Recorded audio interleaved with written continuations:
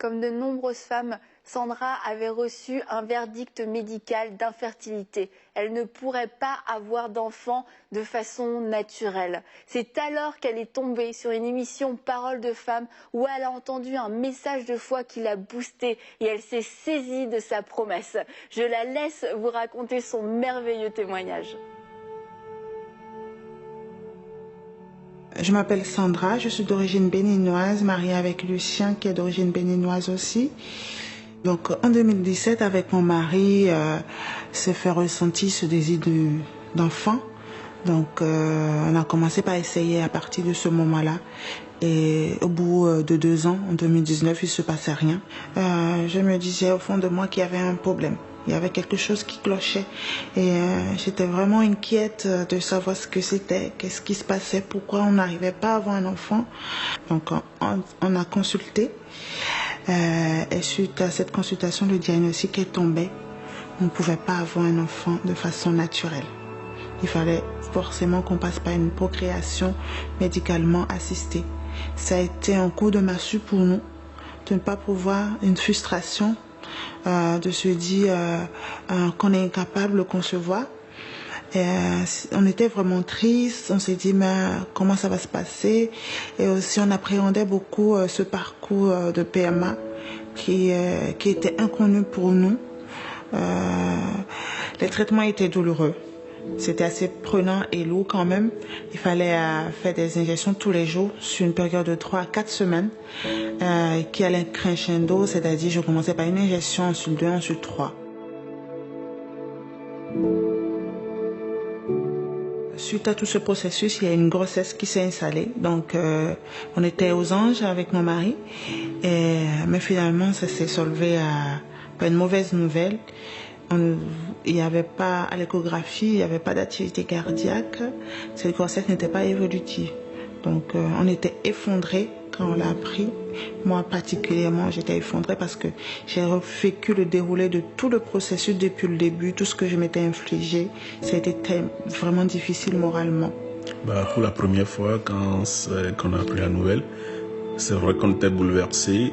Mais bon, après, la première personne à qui j'ai pensé, c'est beaucoup plus elle, pour savoir comment elle allait prendre ça, comment elle se sentait.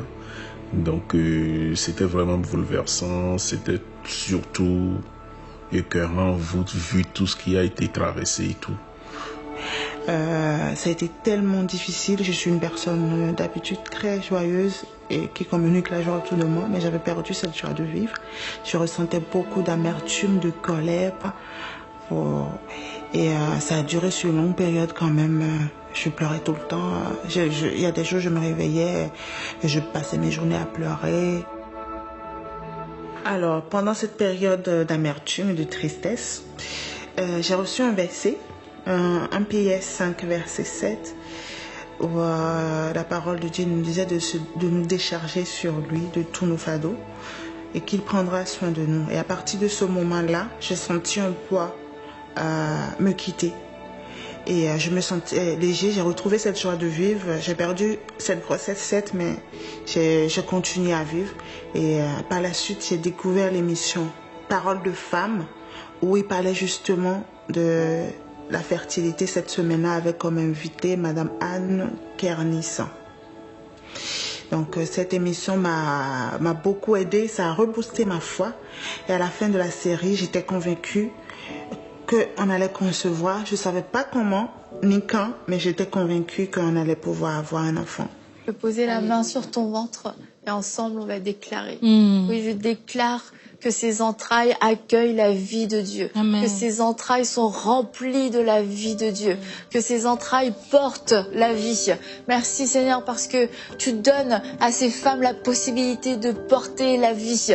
Non, ce n'est pas un endroit de mort, c'est un endroit de vie. Ton temple est un temple de vie, ton temple est un temple de vie. Il est rempli de la vie de Dieu, rempli de la gloire de Dieu, rempli de la présence de Dieu. Après cette fameuse semaine de parole de femmes, avec mon mari, on priait tous les soirs.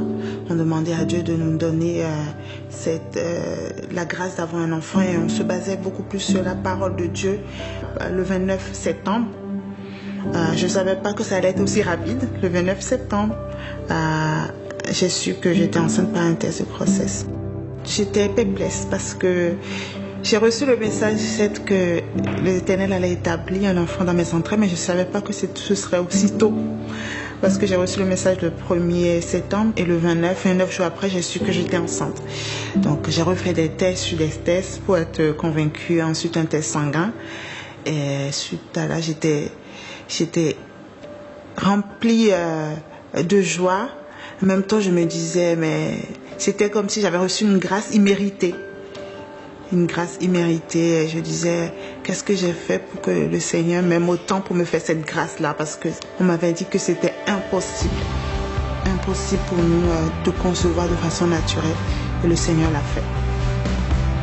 Alors, les émissions de Parole de Femmes m'ont beaucoup aidée. L'invité et Madame Annabelle ainsi que les autres ont donné des versets sur lesquels on pouvait s'appuyer pendant la conception. C'est pas seulement la conception, mais tout au long de la grossesse. Donc, quand j'ai reçu des attaques spirituelles dans mes pensées, des paroles négatives, je me basais sur ces paroles-là, sur ces versets-là qui nous ont été recommandés dans l'émission. Alors, notre fille, elle est née le 2 juin 2021. Elle s'appelle Ifelola. C'est un prénom d'origine Yoruba qui signifie l'amour procure le bonheur. Et franchement, quand je regarde ma fille, je lui dis tout le temps, tu es l'expression de l'amour immense que Dieu a pour nous. Tu es l'expression de sa grandeur, de sa puissance, de sa grâce et de sa faveur envers nous.